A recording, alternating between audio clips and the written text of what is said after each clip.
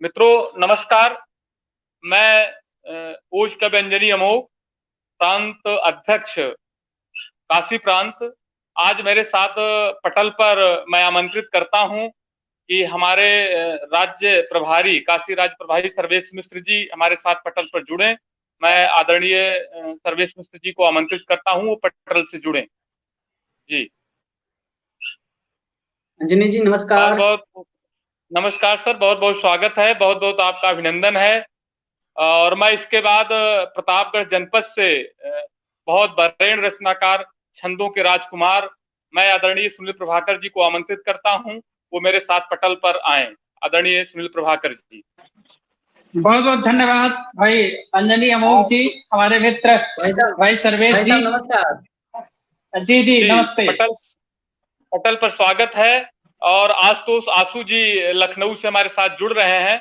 मैं आदरणीय प्रभारी जी से अनुरोध करता हूं उनको भी पटल पर ला दें, ये कार्यक्रम शुरू हो। जी जी बहुत बहुत स्वागत भाई आशुतोष आशु जी, हास्य के बहुत वरेण्य रचनाकार।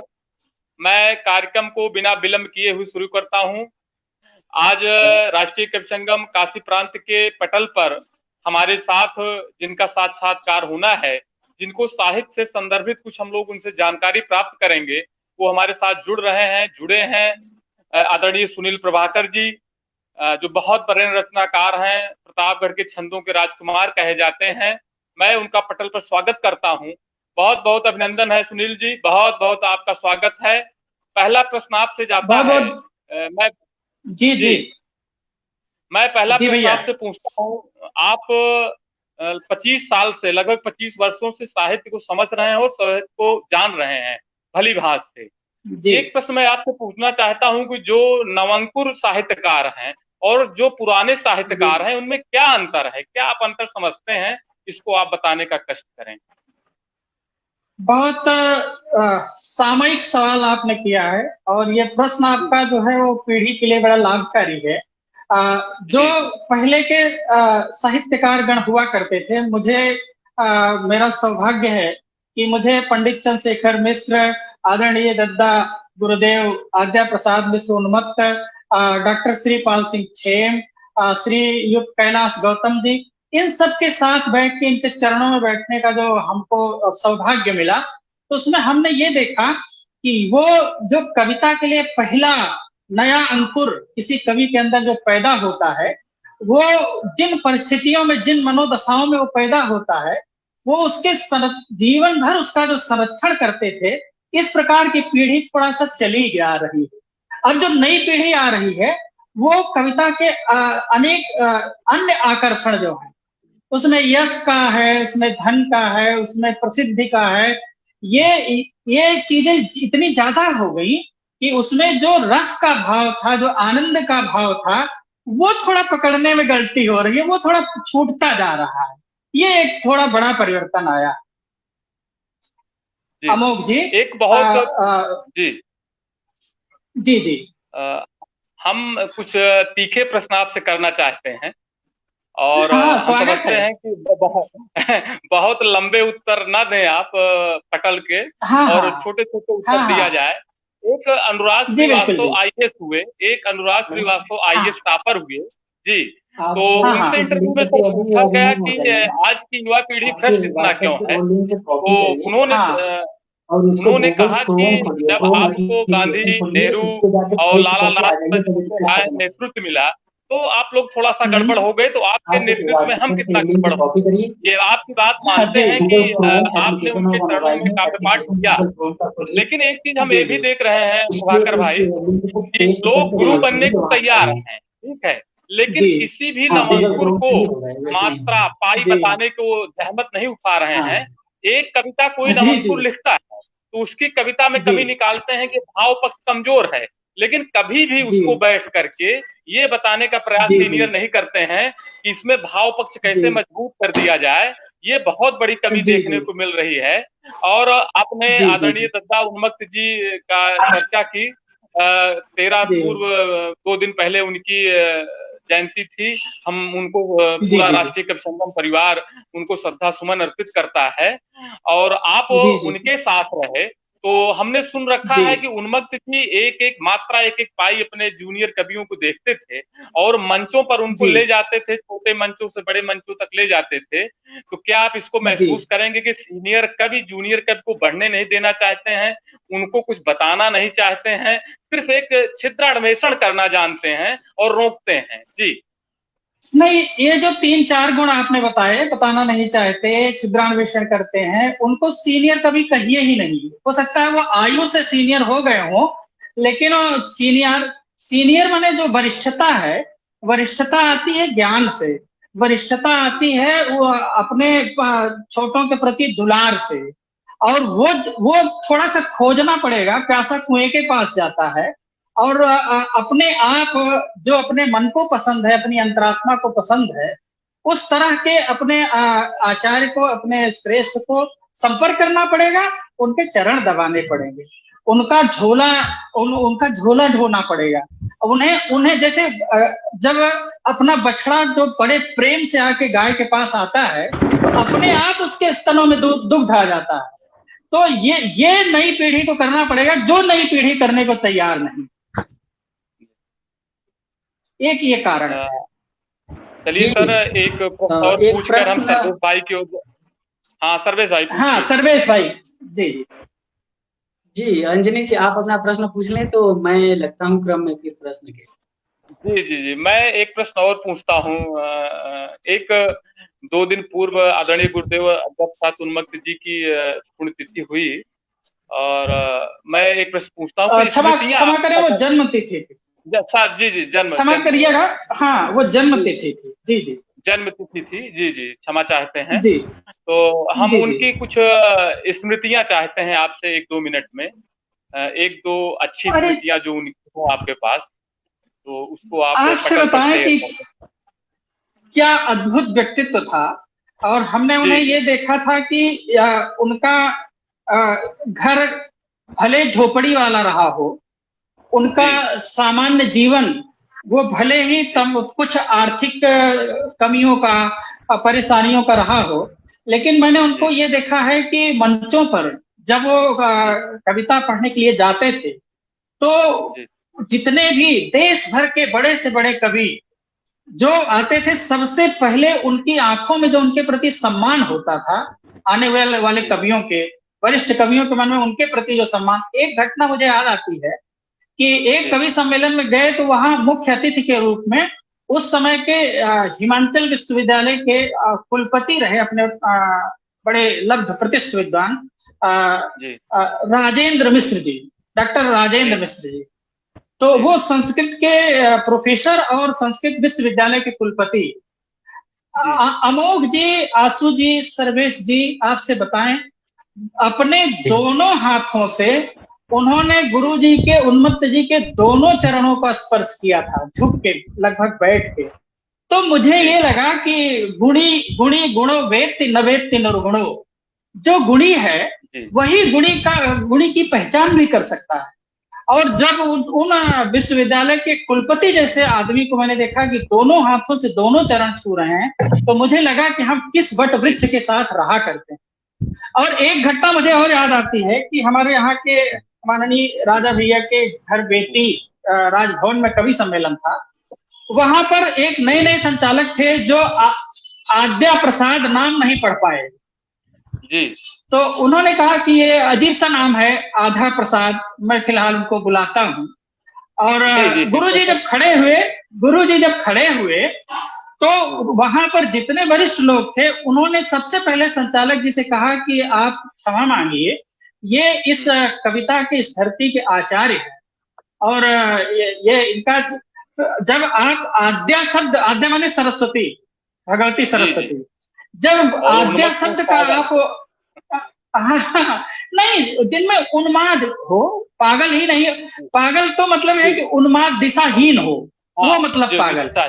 लेकिन अगर एक दिशा में उन्माद है, जैसे फौजी है, वो एक दिशा में अपना प्रयास करता है, आगे बढ़ता है, तो उसे आप पागल नहीं कह सकते। नहीं, तो वो उन्मत्त होना एक दूसरी अवस्था थी। तो उन्होंने उनको कहा कि नहीं, कतई नहीं, आप पहले प्रणाम करिए। और मुझे याद है कि बड़े लोग, डॉक्टर श्रीपाल सिंह छेम जी, आदरणीय पंडित चंद्रशेखर मिश्र जी, जिनके छंदों को बहुत सारे सम्मानित कथावाचक गण अपनी कथाओं में प्रयोग करते हैं, ये लोग भी जब कोई बढ़िया रचना, कोई नई रचना लिखते थे, हमें गुरु जी ने बताया था कि आदरणीय श्रीपाल सिंह छेम जी ने ऋषि पराशर पे जो एक ग्रंथ लिखा था, गुरु जी के यहाँ आए थे, रात भर रुके थे और उसे एक एक छंद उन्हें सुनाया था और वो आनंद पूर्वक सुने थे। और उन्होंने कहा था कि बचवा हम एह बरे आए ही कि एहमा जहां का तो कमी हो हमका बताए दे। जबकि उम्र में हो सकता है छेम जी थोड़ा ज्यादा रहे हैं, उम्र में आदरणीय जुमई खां आजाद जी, जिनकी कथरी पूरी दुनिया में और रूस जैसे देश में भी आज चारों तरफ बजी है, वो भी आते थे, रात में रुकते थे, गुरु जी के यहाँ भोजन बनता था, कौड़ा जिसे कहते हैं, तख्ता जिसे कहते हैं, जो अलाव जिसे कहते हैं, वहां पर बैठ करके पूरी रचना सुनी जाती थी। और उसमें जहां कहीं भी बहुत मांझी गई है ये रचनाएं जो आज जग प्रसिद्ध हैं, जहां कहीं भी समझ में आता था कि ये कमी है, वहां गुरुजी और जो आपने अभी पहले कहा था अमोक जी ने कि उसे बेहतर कैसे किया जा सकता है, ये भी उनका आचार्यत्व था कि उसे बेहतर भी बनाते थे। और उनके नीचे जो टीम थी, क्या मजे की बात है, चंद्रेश बहादुर सिंह पागल जी, अक्खड़ जी, अनीस देहाती जी और आसपास के जिलों के जैसे अमेठी के असविंद द्विवेदी जी, और इन सभी लोगों को, उनसे पारस भ्रमर जी बहराइच के, तो इन सब लोगों ने उनसे रास्ता पाया है। तो इस तरह मतलब बहुत दिनों बाद, जैसे आपने आदरणीय उन्मत्त जी से चर्चा शुरू की थी, प्रतापगढ़ का नाम और ऊपर जाता है। बिहारी का जो समय था, जिसे रीतिकाल कहते हैं, उस रीतिकाल के कभी यहाँ आचार्य भिखारी दास हुए। भिखारी दास के बाद में पंडित छविश्याम जी हुए, जो यहाँ आपके जीवन, आपकी जन्मभूमि के आसपास से जो स्वतंत्र कवि मंडल है। और मुझे याद है कि आदरणीय छविश्याम जी जो हैं, उनके पिताजी के साथ पढ़ाते थे गुरु जी के, तो उनके पिताजी के उम्र के थे, पर एक बार उनकी कविता में भी गुरु जी ने कुछ संशोधन बता दिया था। और उसके बाद में अगले दिन वो अपना झोला और कुबरी लेके गुरु जी माने उन्मत्त जी, जो उनके बेटे सदृश थे, उनके घर गए और उन्होंने कहा कि बेटवा बहुत सही आपने बताया था, उससे मेरी कविता और अच्छी हो गई। तो ये स्तर और ये क्रेज था हमारे प्रतापगढ़ का, हमारे गुरु जी। सर्वेश भाई, एक प्रश्न और पूछ लें कि आप पूछेंगे? हेलो जी, आप पूछें। आप पूछें। वे प्रभाकर भाई, एक आपको खुशखबरी हमें देना चाहते हैं कि राष्ट्रीय कवि संगम गुरुदेव की पुण्यतिथि पर, ठीक है ना? जी जी जी जी। गुरुदेव की पुण्यतिथि का डेट कब है? ये 6 सितंबर में, 6 सितंबर, ये सितंबर में, 6 सितंबर को राष्ट्रीय कवि संगम। जी जी, सुनिए आप प्रभाकर भाई, आपकी जिम्मेदारी रहेगी 6 सितंबर को राष्ट्रीय कवि संगम, अगर लॉकडाउन चलता रहता है तो इसी पटल पर एक बृहद कवि सम्मेलन करने जा रहा है आदरणीय उन्मत्त जी के सम्मान में, ठीक है? ये प्रांत अध्यक्ष होने के नाते मैं घोषणा कर रहा हूँ। और आपको ये आपकी जिम्मेदारी है कि इसको चुन करके एक बढ़िया टीम बनाई जाए और 6 सितंबर को आदरणीय गुरुदेव के चरणों में राष्ट्रीय कवि संगम की तरफ से एक उनको श्रद्धा सुमन, श्रद्धा पुष्प अर्पित किया जाएगा। ये मैं आपको खुशखबरी सर्वेश भाई हैं जी, सर्वेश भाई हैं, आप प्रदेश अध्यक्ष हैं, आंसू भाई जुड़े हैं, जो भी जिम्मेदारी गुरु जी के लिए, तो हम तो एक दोहा है ना कि सिर दीने जब गुरु मिले तब हूँ सस्ता जान, तो उनके लिए तो सिर के बल अगर मुझे चलना पड़ेगा तो आप मुझे हुक्म दीजिएगा, आदेश दीजिएगा, हम बिल्कुल तैयार रहेंगे। हुक्म नहीं, निवेदन होगा आपसे, और ये डेट हम लोग याद रखेंगे। अंतिम प्रश्न करके मैं सर्वेश भाई के पास जा रहा हूँ। प्रतापगढ़ को उन्मत्त का उत्तराधिकारी चाहिए। जी जी, प्रतापगढ़ को उन्मत्त जी का उत्तराधिकारी चाहिए। नवंकुर कवि किसमें इसको ढूंढे? इसको 1 मिनट में जवाब चाहते हैं प्रभाकर जी, किसमें हम लोग देखें? आप में देखें, किसी और कवि में देखें?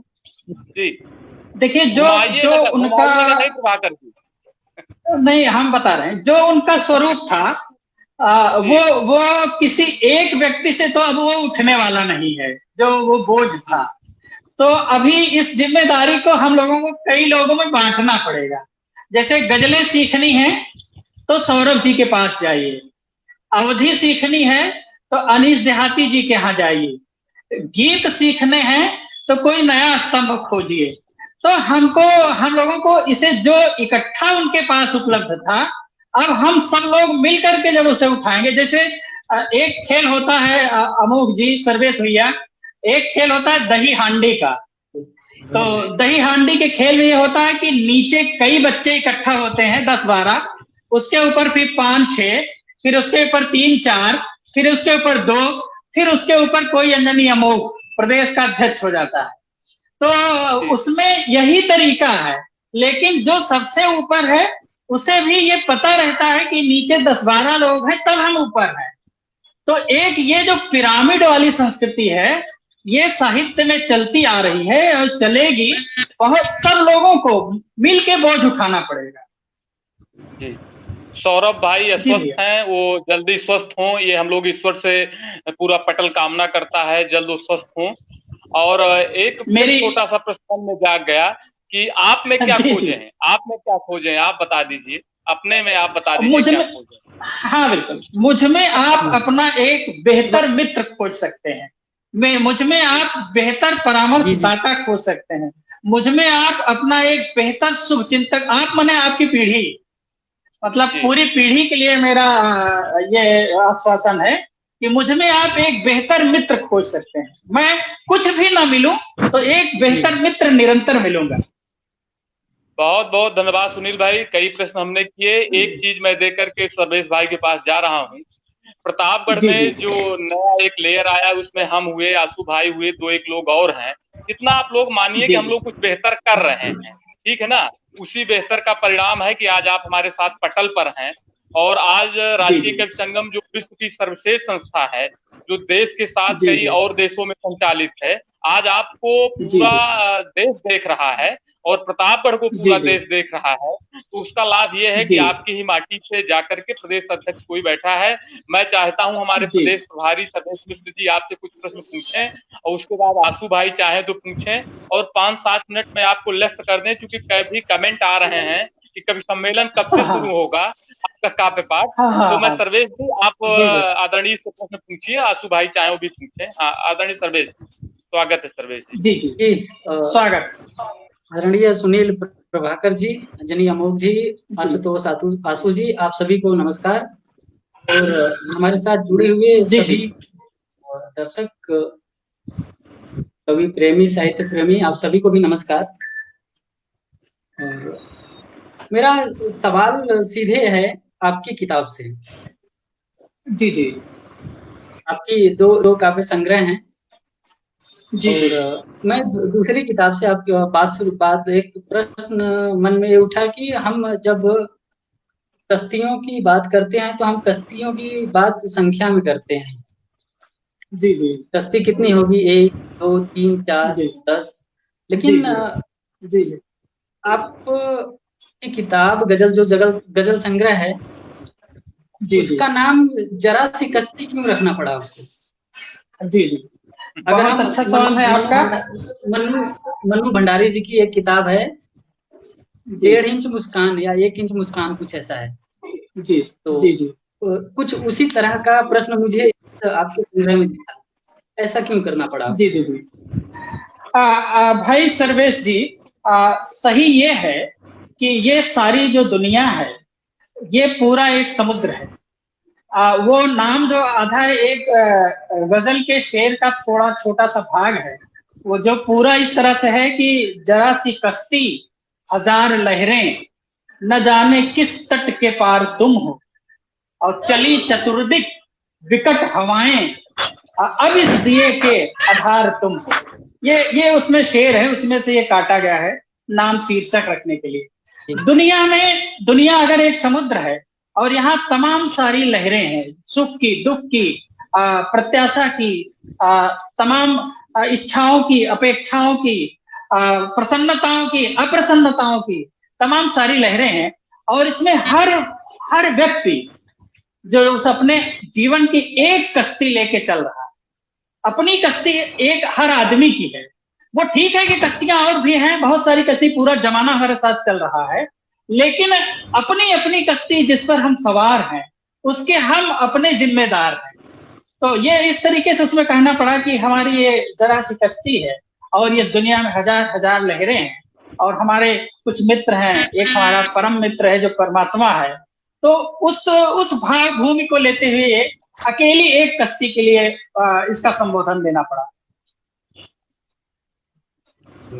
आशु जी कोई प्रश्न पूछेंगे? आशु जी, एक प्रश्न मेरा और भी है। जी जी जी जी हम इस सत्र को बहुत लंबा नहीं चलाएंगे, और क्योंकि हमें काव्य पाठ भी सुनना है, और मैं सारा सर्वर जो है यहाँ से हैंडल हो रहा है, मेरे यहाँ से, और यहाँ पे हो रही है बारिश पहाड़ पे, तो हम समय रहते सब कुछ समेट लेंगे तो हमें ज्यादा अच्छा रहेगा। मेरा आखिरी प्रश्न है, हम फिर कभी मिलेंगे, फिर साक्षात्कार वाले में आपसे मिलेंगे तो उसमें बातचीत खुलकर करेंगे।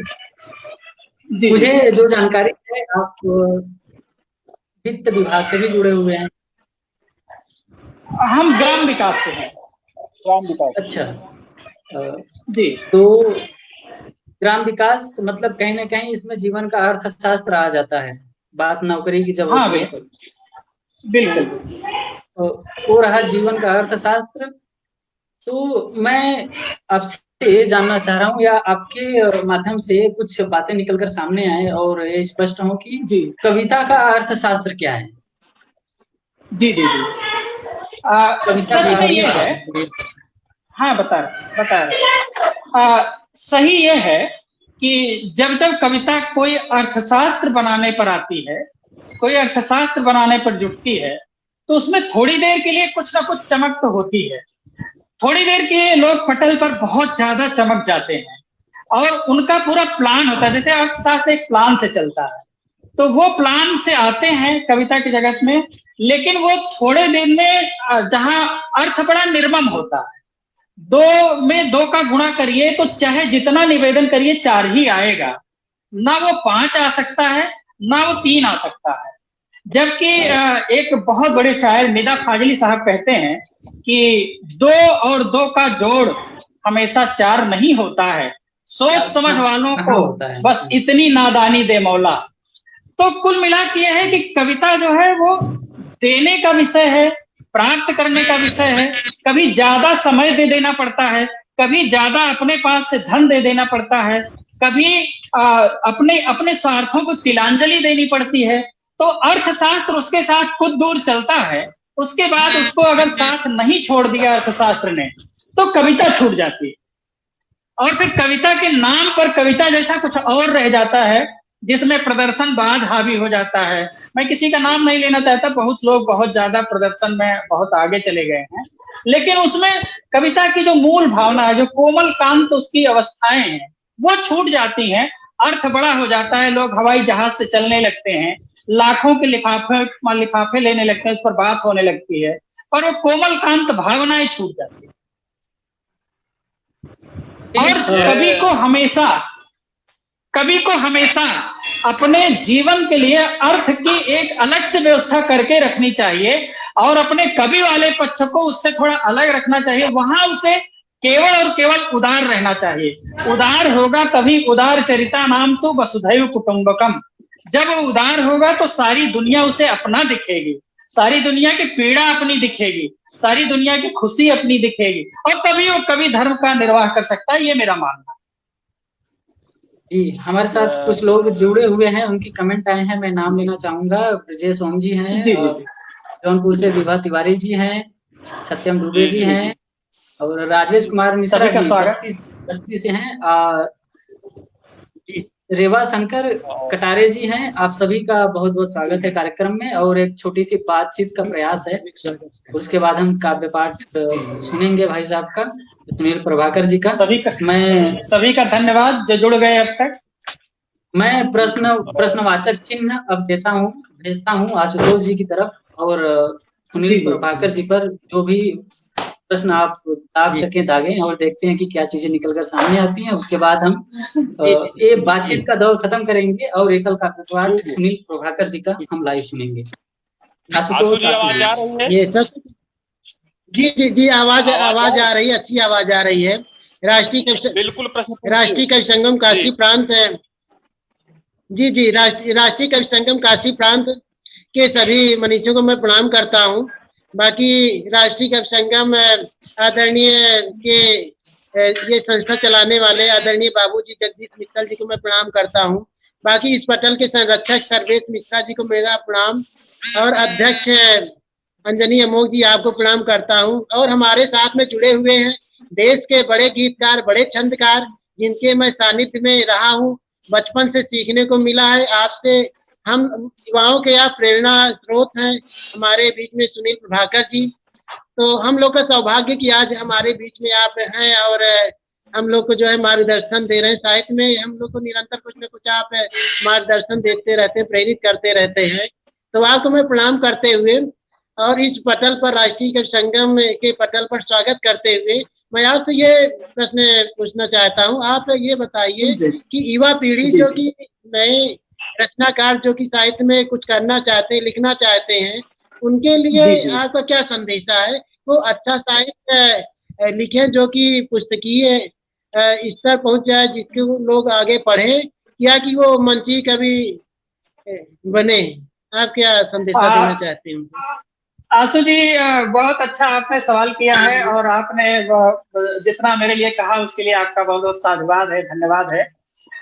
मैं ये कहना चाहूंगा कि आप किस प्रकार के कवि हो सकते हैं, इसे आपकी अंतरात्मा से ज्यादा कोई नहीं जानता, आप ही जानते हैं। आपके बारे में आपसे ज्यादा, एक मुझे याद आता है कि एक IAS की कोचिंग चलाते थे, और उन्होंने अपने कोचिंग सत्र में एक बात कही थी कि इस दुनिया में केवल और केवल एक आदमी है जो आपको IAS बना सकता है। बच्चों ने कहा कौन है जो बना सकता है, मैं उसे मिलूं, उसको ढूंढूं, उसके पास जाऊं। उन्होंने कहा वो एक ही आदमी है, वो आप हैं, आप ही हैं जो अपने बना सकते हैं।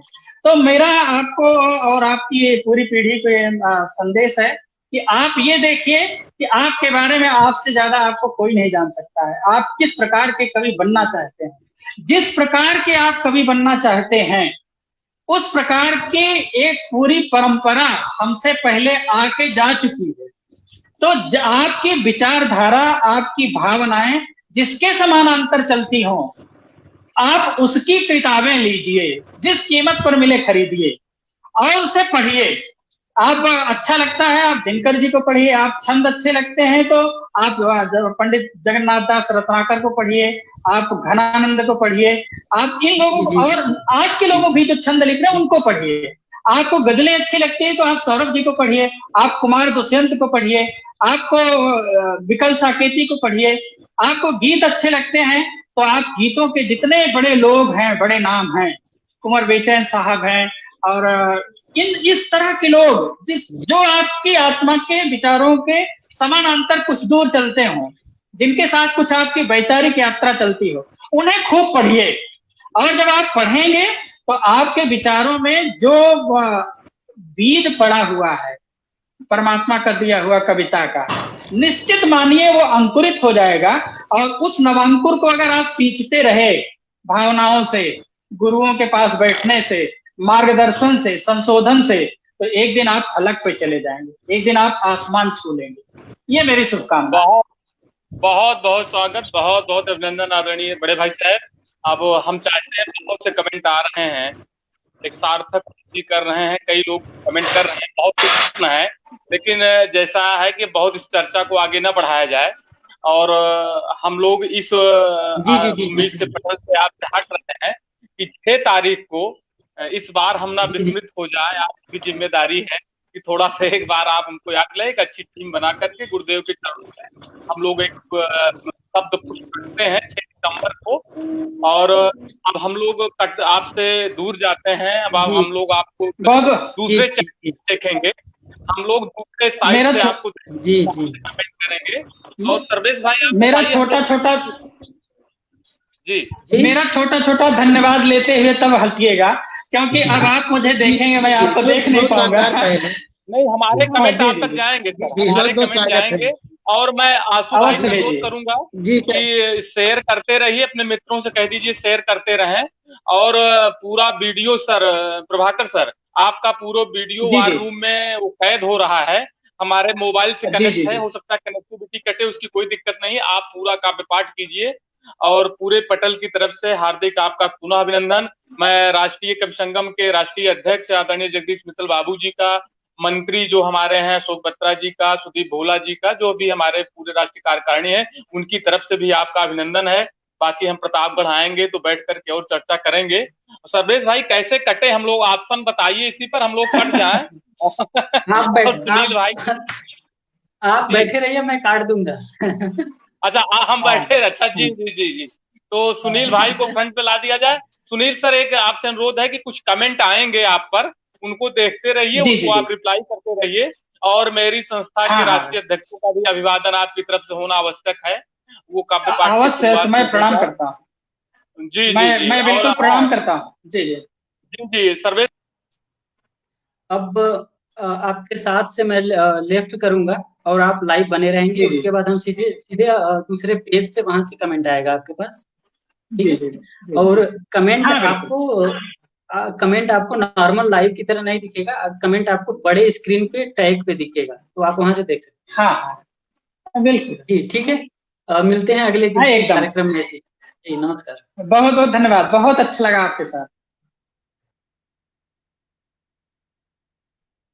बहुत बहुत धन्यवाद। हमारे मित्रगण अभी हमारे साथ थे, उनसे हमारी बड़ी अच्छी वार्ता हो रही थी। अभी आप सभी मित्र जो इस समय जुड़े हुए हैं, उन सभी को मैं एक बार नमस्कार करता हूं, एक बार प्रणाम करता हूं।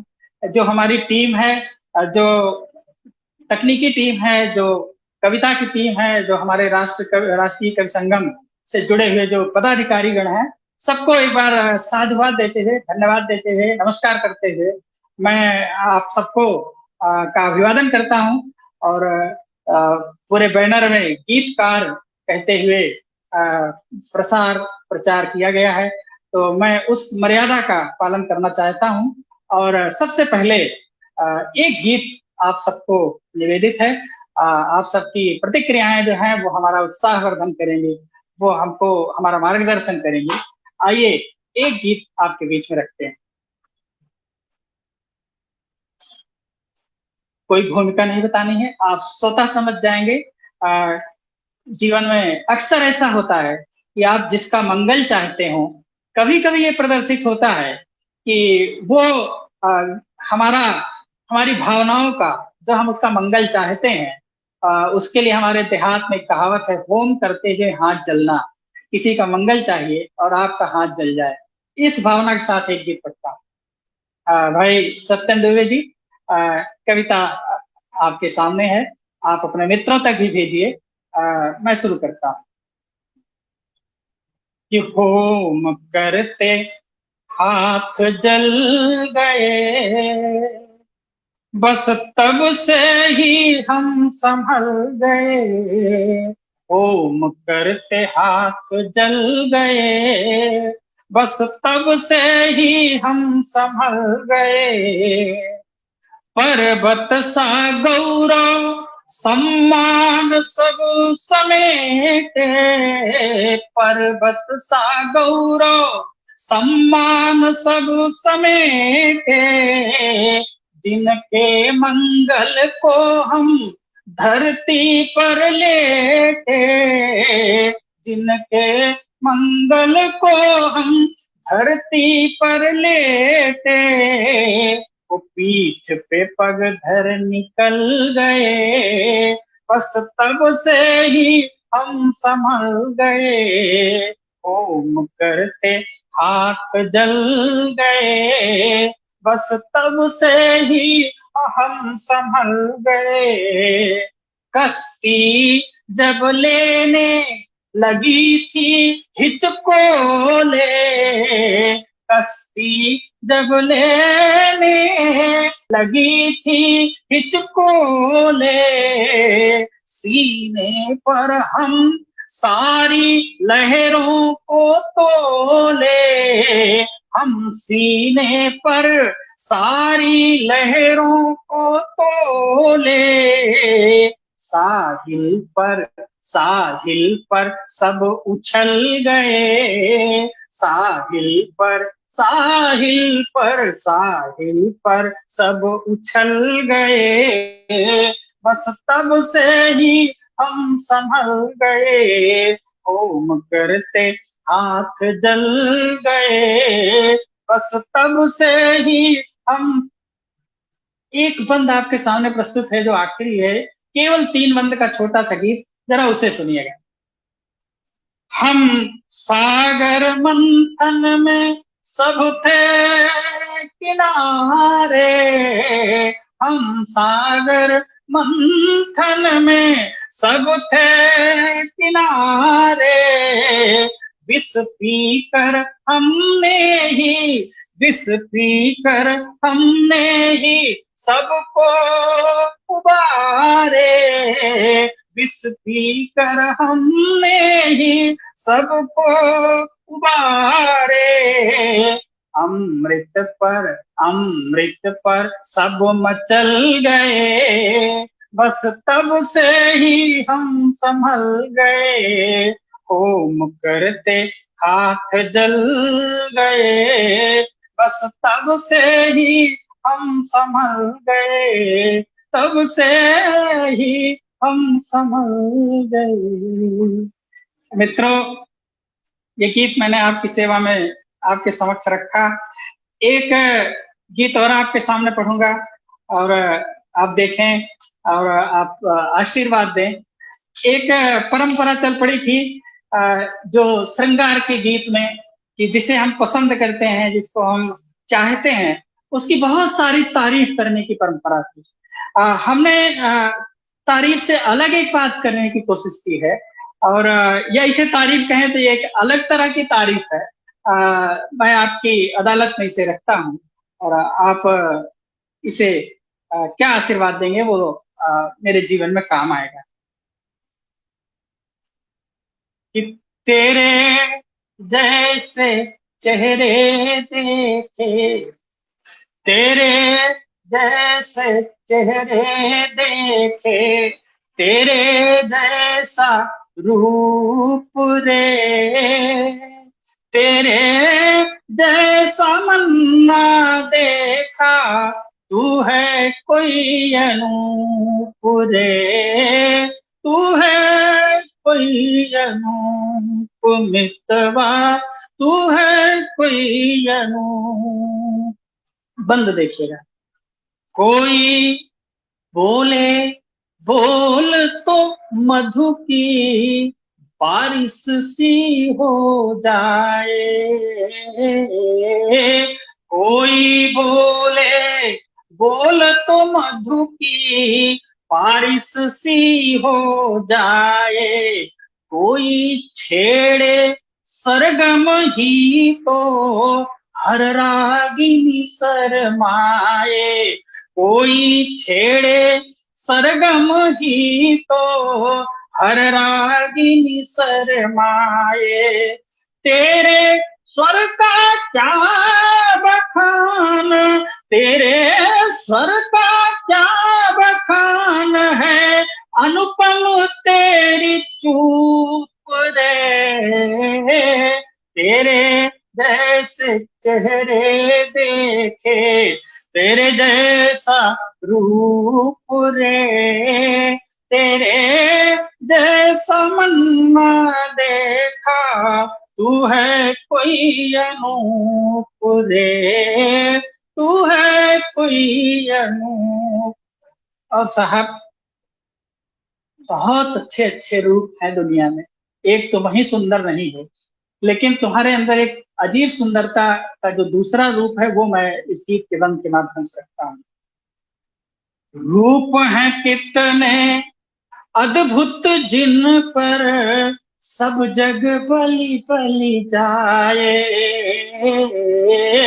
रूप हैं कितने अद्भुत जिन पर सब जग बलि बलि जाए, एक झलक पाने को अपना तीनों लोक नसाए, एक झलक पाने को अपना तीनों लोक नसाए, तेरे आगे सुंदरता भी, तेरे आगे सुंदरता भी लागे है विद्रूप रे। तेरे जैसे चेहरे देखे, तेरे जैसा रूप रे, तेरे जैसा मन्ना देखा, तू है कोई अनूप रे, तू है कोई अनूप। और मित्रों, एक उक्ति चली है, सर्वे गुणा कांचनमाश्रयन्ति, लेकिन धन की तुम्हारे सामने क्या बिसात है। एक बंद आप इसका भी आनंद लें कि सारे जग का अधिपति बनने को कोई ललचाए, सारे जग का अधिपति बनने को कोई ललचाए। कुछ कंकड़ मिट्टी के टुकड़े पा करके इतराए,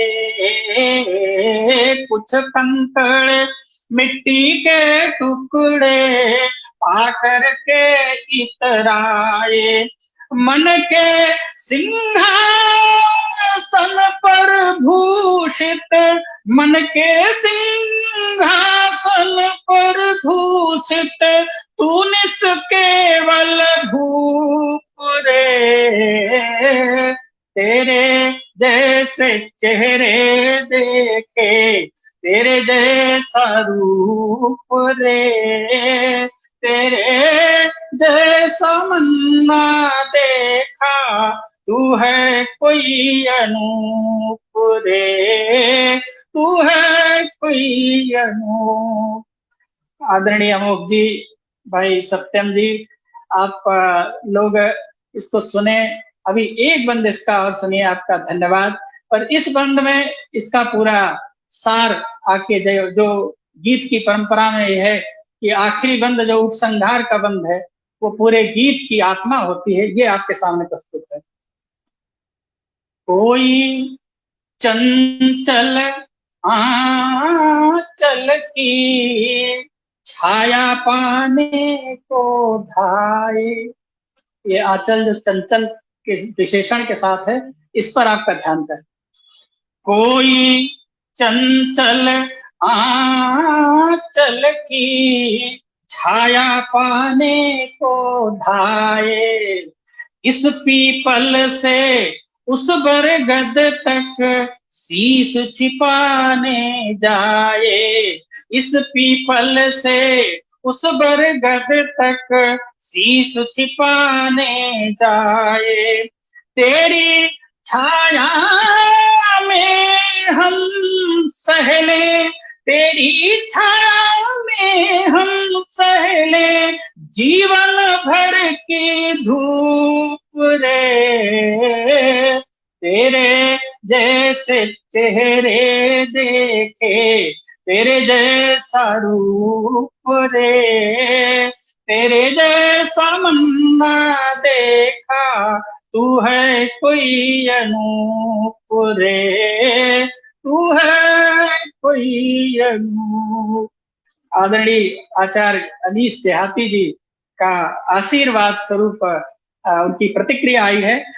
ये उन जैसे लोगों के चरणों में बैठ करके हम लोगों ने ये जो यात्रा शुरू की थी, आज इस यात्रा के पड़ाव पर वो खुल्लम खुल्ला, मैं कहूँ खुलेआम, एक इतने बड़े पटल पर, इतने बड़े मंच पर उनका आशीर्वाद मिला। बहुत बहुत धन्यवाद। मैं इस बात का आदी रहा हूँ कि कोई छेड़ के पूछता जाए कि अब ये सुनाइए, अब ये सुनाइए। अब यहाँ मुझे ही सब कुछ तय करना है। तो जब कविता पढ़ने के दिन होते हैं तो सारी रचनाएं मन में उमड़ती घुमड़ती दौड़ती चली आती है, मुझे पढ़िए, मुझे पढ़िए, मुझे पढ़िए।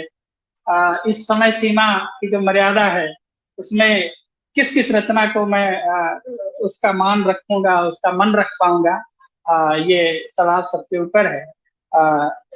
एक आधी गजल पढ़नी है। उसके पहले मैं चाहता हूं कि एक गीत और आपकी अदालत में हाजिर करके फिर मैं एक आधी गजल की तरफ चलूंगा। और ये सबसे पहले मैं चाहता हूँ ये गीत आपका आशीर्वाद पा जाए। दुनिया में आदमी सब कुछ पाने के लिए कितना भटकता है, लेकिन बुजुर्गों ने, आचार्यों ने, मनीषियों ने कहा है कि सब कुछ आपके अपने अंदर है जो आप पाना चाहते हैं, और संसार में तो आप केवल भटक रहे हैं। इस भाव भूमि को एक गीत के माध्यम से आपके सामने प्रस्तुत कि अपने से ही मांगा जाए, अपने में ही जागा जाए, अपने से ही मांगा जाए, अपने में ही जागा जाए, जग चूमे चाहे जिस पग को, जग चूमे चाहे जिस पग को, हर पग से ना लागा जाए, जग चूमे चाहे जिस पग को, हर पग से ना लागा जाए। जरा बंद दे। उपकारों पर बहुत जी चुके, ऐसे पूर्ण न होगा जीवन, बिन अपने पुरुषार्थ जन्म का अर्थ रहा क्या, सोचो रे मन, तुझ में ही सुप्त शक्ति जग की, तुझ में ही सुप्त शक्ति जग की, अब दूजे द्वार अभागा जाए, अपने से ही मांगा जाए, अपने में ही जागा जाए।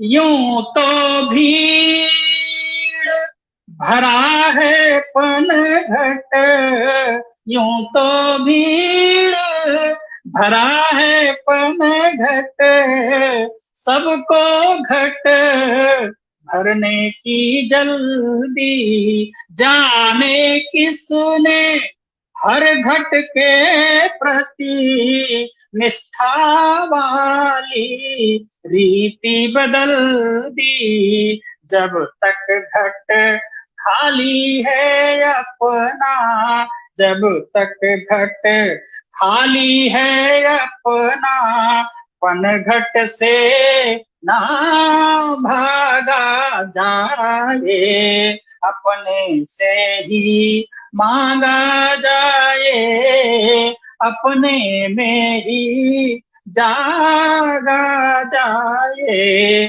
और एक बंदे, इनकी उनकी अनुकंपा की, इनकी उनकी अनुकंपा की आशा में तू बना दीन है, ऐसे में तेरी आत्मा का अमृत ही फिर अर्थहीन है, ऐसे में तेरी आत्मा का अमृत ही फिर अर्थहीन है, पौरुष पर ही आस टिकी हो, पौरुष पर ही आस टिकी हो, यही दीप धर जागा जाए,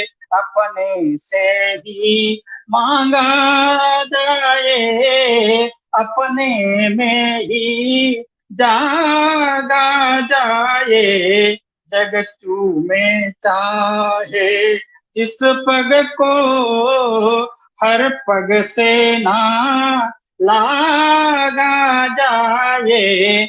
और इस गीत का आखिरी बंद, एक सूक्ति ब्रह्मवाक्य कही जाती है, ब्रह्मम सत्य जगन मिथ्या। जरा प्रयोग दे।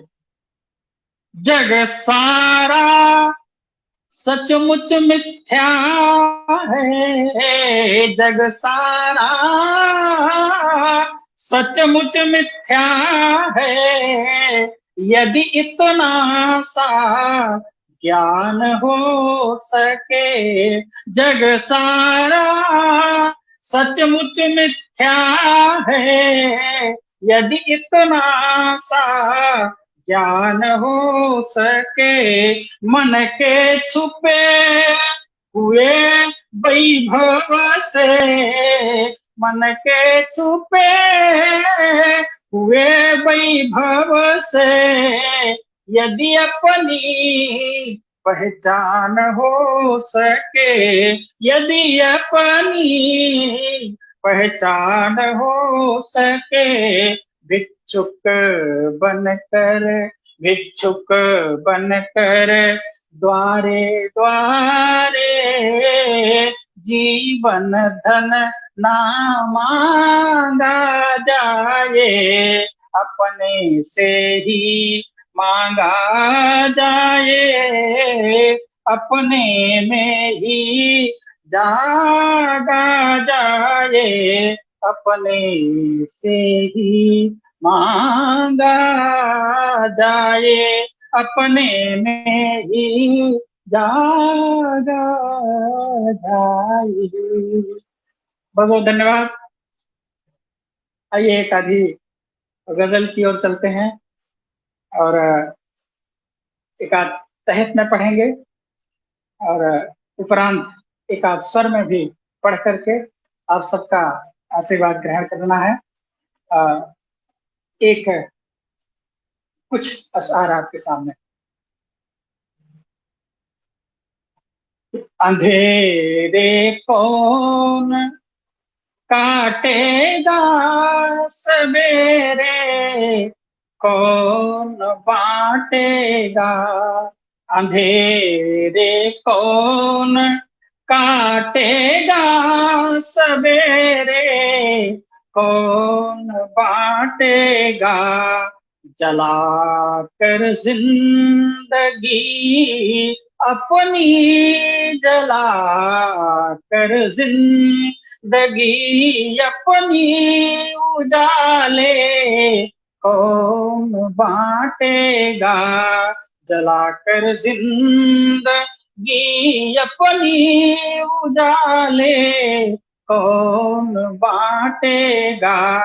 और साहब, जिन्हें प्रीति सीखना हो तो साइबेरियन पक्षियों से सीखें, जो कहाँ 7 समंदर पार करके अपने प्रिय स्थान के लिए आते हैं।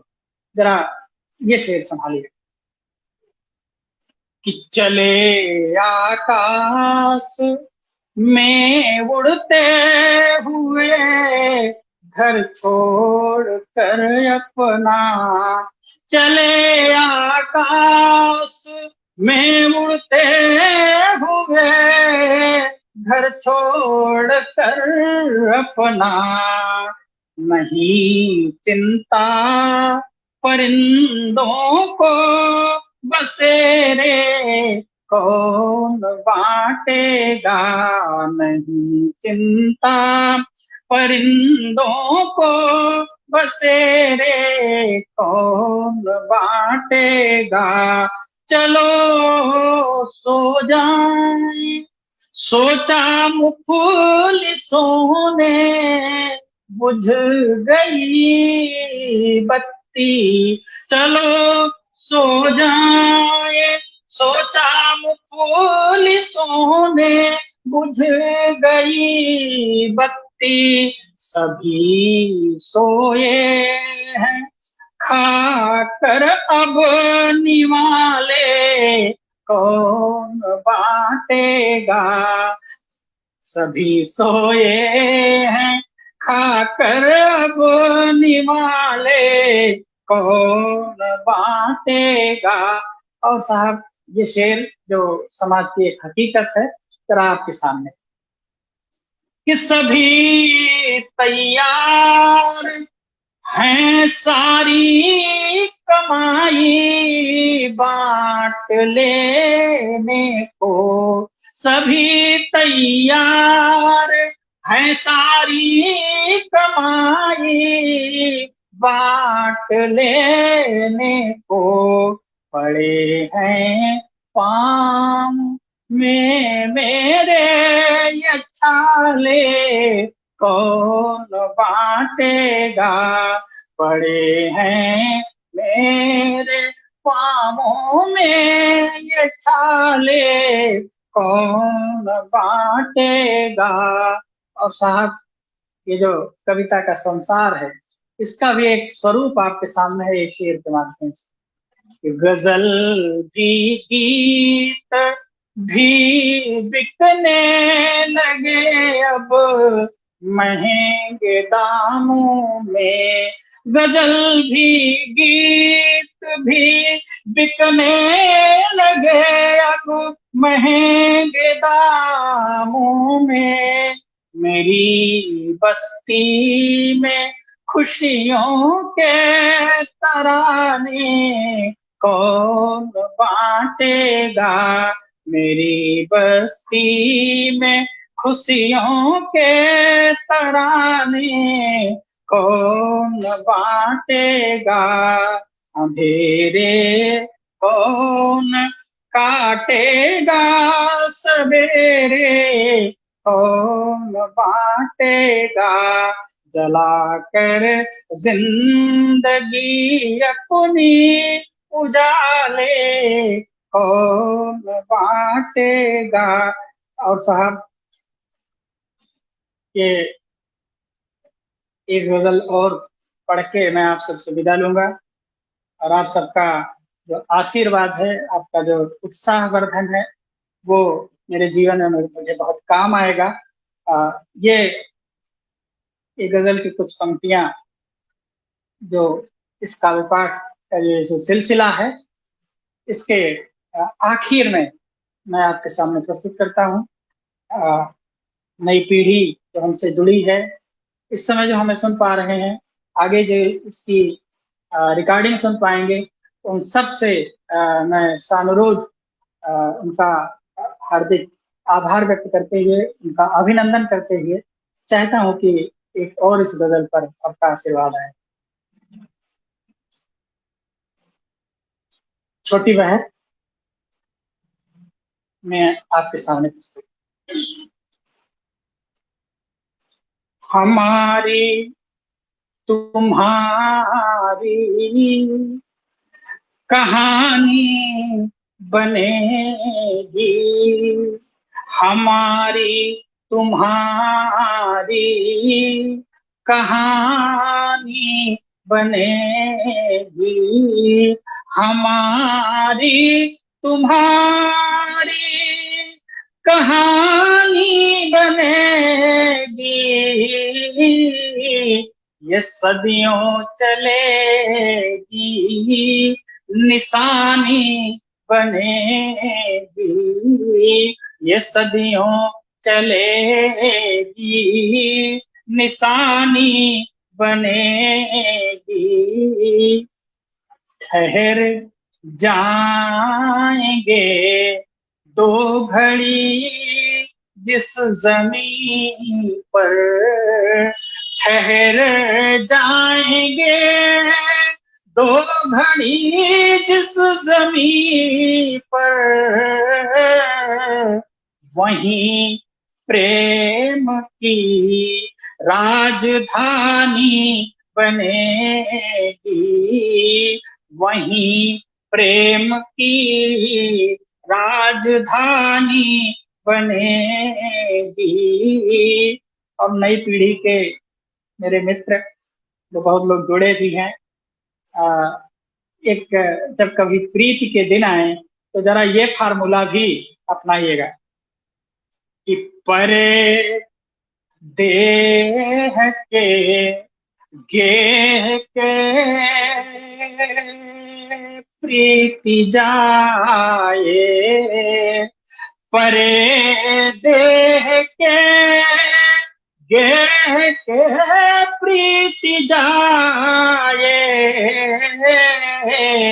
तभी कोई मीरा दीवानी बनेगी, तभी कोई मीरा दीवानी बनेगी, बुझाएगी प्यासे गले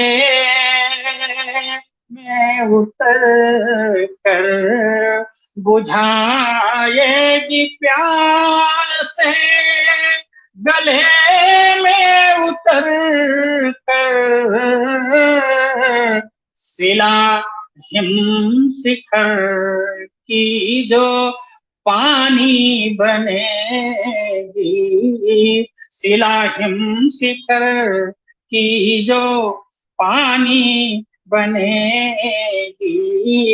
और साहब, समस्त कवि, समस्त कलाकार एक जिस दिन के लिए जीते हैं, जो उनका जो काम में दिन है, जो चाहते हैं कि ये दुनिया में हो जाए, जरा वो शेर सुनिए। इस समस्या का नामो निशान तक न होगा, समस्या का नामो निशान तक न होगा, समस्या का नामो निशान तक न होगा, कि जिस दिन मोहब्बत सयानी बनेगी, कि जिस दिन मोहब्बत सयानी बनेगी। और ये आखिरी शेर और आखिरी संदेश और आखिरी इस सिलसिले का काव्य पाठ का ये प्रणाम, कि दुनिया कभी भी सूनी नहीं होगी, कुछ न कुछ नए लोग आएंगे और वो अपना स्थान बनाएंगे और एक नया स्वरूप जो है दुनिया को प्राप्त होगा। ये शेर सुनिए कि हर एक दौर में कुछ नए होंगे चेहरे, हर एक दौर में। राष्ट्रीय कवि संगम की प्रतिक्रिया ये है, क्या बात है। मैं समझता हूँ कि ये प्रयास सफल हो गया। बहुत सारे मित्रों की बड़ी सुंदर सुंदर प्रतिक्रियाएं हैं, भाई आशु जी, भाई सत्येंद्र जी, भाई अंजनी अमोघ जी जो प्रदेश के अध्यक्ष हैं इस मंच के, हमारे आचार्य अनीश देहाती जी, सभी लोग जिनको बहुत बहुत ऐसे चेहरे, बहुत ऐसे नाम हैं जिनके दर्शन पहली बार उनकी प्रतिक्रिया के रूप में आए हैं, सभी को नमस्कार, सभी को प्रणाम, सभी को शुभकामनाएं। ये शेर जरा सुनिए कि हर एक दौर में कुछ नए होंगे चेहरे, हर एक दौर में कुछ नए होंगे चेहरे, कभी भी न दुनिया पुरानी बनेगी, कभी भी न दुनिया पुरानी बनेगी, हमारी तुम्हारी कहानी बनेगी, ये सदियों चलेगी, निशानी बनेगी, ये सदियों चलेगी, निशानी बनेगी। बहुत बहुत धन्यवाद। मैं अमोघ जी से चाहता हूँ कि वो इस सिलसिले में अगर समय बाकी है तो वो हमें अपनी प्रतिक्रिया से संकेत कर दें, मैं उसको समझ लूंगा। अन्यथा आप सभी के चरणों में प्रणाम करता हूँ। आपने इतनी देर तक मुझे सुना। अच्छा, भाई ने कहा है कि कुछ छंद पढ़े। गीत और गजल का नाम लिया था तो हमने गीत और गजल आपके सामने रखना ही यथेष्ट समझा था। मित्र का कहना है कि कुछ छंद पढ़े, तो मैं कुछ एक दो छंद आपके बीच में रखता हूँ। कि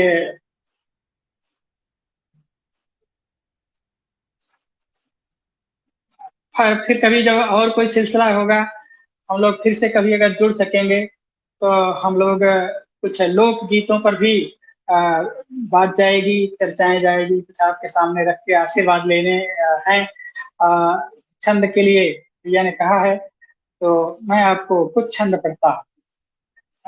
सबसे पहले इस अपने देश की माटी को नमन करना है और मैं पहले छंद से अपने देश की माटी को नमन करना चाहता हूँ। और सचमुच सारी दुनिया में इस तरह का कोई देश नहीं है जैसा हमारा देश है। अभी कहीं एक तरफ देखिए तो आदिवासियों की धरती हमारी असम है, लगता है दुनिया अभी आज ही शुरू हुई, और कहीं इतना विकास हो गया है कि लगता है कि हम धरती पर हैं ही नहीं, किसी और लोक पर हैं। जरा एक छंद सुनिएगा कि कितना अंतर है। चारों दिशाओं में छंद का एक कैमरा घूमता है और वो कैमरा जो जो देखता है आपके सामने कि पूर्व संस्कृति लई के पुरानी, पूर्व संस्कृति लई के पुरानी, असम की धरा अति प्यारी है जी, असम की धरा अति प्यारी है। पश्चिम गांधी की शांति और राणा के, पश्चिम गांधी के शांति और राणा के दुर्धर तेग दुधारिया है, दुर्धर तेग दुधारिया है। उत्तर ठाढ़ हिमालय जहां से नी, गंगा के आऊ गुजारिया है। उत्तर ठाढ़ हिमालय जहां से नी, गंगा के आऊ गुजारिया है। अपूत करोड़न पैदा भये, भूत करोड़न पैदा भये, मूल दक्षिण कन्याकुमारी है। भूत करोड़न पैदा भये, मूल दक्षिण कन्याकुमारी है। और मित्रों, जब छंदों की बात चली है तो एक दो छंद मैं आपके सामने, अभी तमाम सारी ऐसी घटनाएं होती हैं जब हमारे देश के तमाम लाडले शहीद हो जाते हैं हमारी सीमा की रक्षा करते हुए। और ये हमको याद पड़ता है कि जब कारगिल की लड़ाई हुई थी उन दिनों कुछ छंद हुए थे, वो आपके समक्ष प्रस्तुत करने का मेरा मन है, तो मैं वो आपके सामने प्रस्तुत करता हूँ कि वो सीमा पर शहीद हो गए हमारे जवान। उनके भी घर था, उनके भी मोह के बंधन थे, लेकिन जब वो वहां सीमा पर लड़ रहे थे तो उन्हें उनका घर याद नहीं आया, उन्हें उनके मोह के बंधन याद नहीं आए। उन्हें याद क्या आया वो मैं पढ़ता हूं। और उसी देश की माटी अपना अस्तित्व बनाए रखेगी जिस माटी पर चढ़ने के लिए उस देश का लहू तैयार, और उसी मिट्टी से ही, उसी जल से ही, उसी हवा से ही वो रक्त बनता है। यहां से मैं अपनी बात कहता हूं कि देश की माटी से, अन्न से, वायु से, देश की माटी से, अन्न से, वायु से और जल से मिली रक्त बना है। देश की माटी से, अन्न से, वायु से और जल से मिली रक्त बना है। तो शीश हिमालय का न झुके, शीश हिमालय का न झुके, जब लौनस में यह कर्ज सना है। शीश हिमालय का न झुके, जब लौनस में यह कर्ज सना है। कौन पिए यहाँ अमृत है, कौन पिए यहाँ अमृत है, हर जीवन मौत के आगे ठना है, हर जीवन मौत के आगे ठना है। तो धन्य वो रक्त की बूंद वो कोख, धन्य वो रक्त की बूंद वो कोख, कि देश का सेवक लाल जना है। धन्य वो रक्त की बूंद वो कोख, कि देश का सेवक लाल जना है। और मित्रों, ये इन छंदों की श्रृंखला में एक जो अपनी जो छंदों के प्राण पृष्ठभूमि को लिए हुए है, मैं वो आपके सामने प्रस्तुत करता हूं कि वो सीमा पर लड़े उन्हें याद क्या है।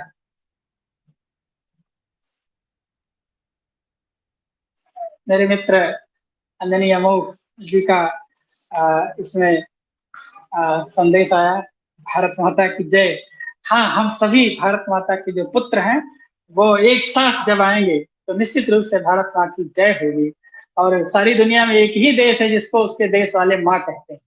आइए, क्या क्या याद आया कि दूध के दांत की तोतली बात, उनके घर में बच्चे हैं। दूध के दांत की तोतली बात की भोली सी सूरत याद न आई।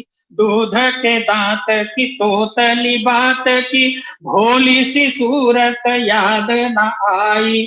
अंग अनंग की प्रेम के रंग की, अंग अनंग की प्रेम के रंग की सेंदूर की फरियाद न भाई। अंग अनंग की प्रेम के रंग की सेंदूर की फरियाद न भाई।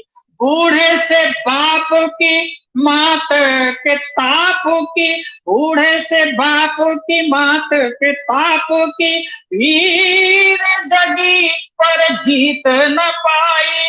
वीर जगी पर जीत न पाई। और कन्याकुमारी से ले कश्मीर की, कन्याकुमारी से ले कश्मीर की सूरत नैनन में रही छाई। कन्याकुमारी से ले कश्मीर की सूरत नैनन में रही छाई। एक ही बात थी कि हम इस देश के लिए, जो कन्याकुमारी से शुरू होता है कश्मीर तक जाता है, हम पूरे देश के लिए लड़ रहे हैं। आखिरी वो हमारे बीच नहीं आए, उनकी खबर आई, उनकी देह आई, लेकिन उनके न आने से बहुत चीजें कुछ नापाक हाथों में जाने से बच गई। इस छंद के साथ मैं आपको प्रणाम करूंगा। ये छंद जरा संभाल के सुनिएगा, आनंद पूर्वक सुनिएगा। भाई आशु जी, बहुत बार आपने सुना है, बहुत बहुत धन्यवाद आपका। राष्ट्रीय कवि संगम के जो हमारे मित्र हैं, उनका जो प्रशासनिक अमला है, उनकी भी प्रतिक्रिया आई, बहुत बहुत धन्यवाद।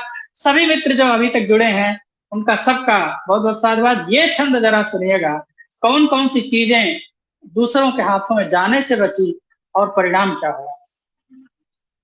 कि भाल हिमालय का न झुका, अरे हमारी एक इज्जत है दुनिया में, हम सारी दुनिया में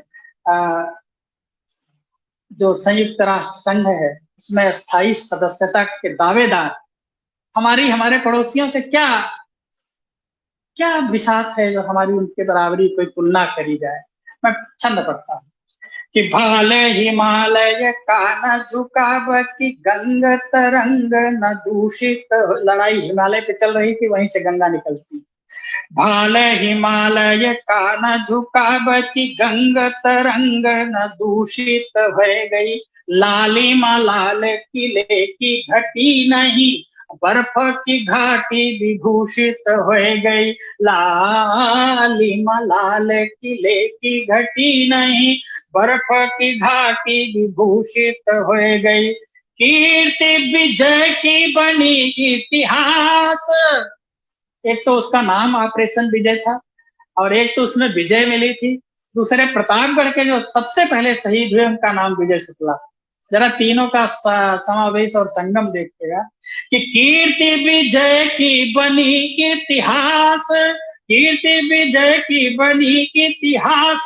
जो कंचन अक्षर भूषित हो गई, कंचन अक्षर भूषित हो गई। और शत्रु को पीठ दिखाया नहीं, शत्रु को पीठ दिखाया नहीं। भले सीने में गोलियां पूरित हो गई, शत्रु को पीठ दिखाया नहीं। भले सीने में गोलियां पूरित हो गई। बहुत बहुत धन्यवाद, बहुत बहुत साधुवाद राष्ट्रीय कवि संगम परिवार का, जुड़े हुए सभी मित्रों का। जहां तक ये शेयर करने से गया है, जो भी इसे सुनेंगे उन सभी के चरणों में प्रणाम करता हूं और उनका आशीर्वाद मांगता हूं। कि आपकी कृपा, आपका प्रोत्साहन, आपका उत्साहवर्धन हम जैसे तमाम सारे जो लेखनी के क्षेत्र में जुटे हुए लोग हैं, उन्हें भी मार्गदर्शन मिलेगा और उन्हें वो ऊर्जा मिलेगी कि और नए तरीके से, और अभी जितनी आपकी प्यास बची है सुनने की, अभी उसकी कई गुना प्यास बची है सुनाने की। कभी किसी मंच पर या राष्ट्रीय कवि संगम के ही मंच पर दोबारा आपके दर्शन होंगे। बहुत बहुत धन्यवाद भाई आशु जी, भाई अंजनी अमोक जी, भाई सर्वेश मिश्रा जी, राष्ट्रीय कवि संगम की पूरी टीम, उनके सम्मानित अध्यक्ष जी, और जिन्होंने भी सुना, समय निकाला, सभी का बहुत बहुत प्रणाम, बहुत बहुत धन्यवाद।